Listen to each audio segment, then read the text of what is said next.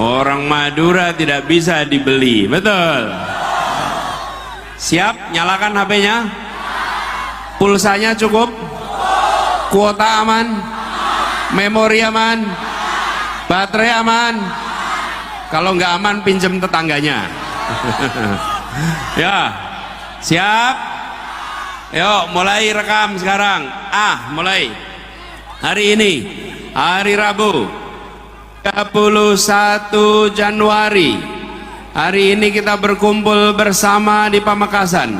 Seluruh warga Madura, kita berkumpul di sini bukan sekedar untuk memadati lapangan ini. Di sini berkumpul puluhan ribu orang.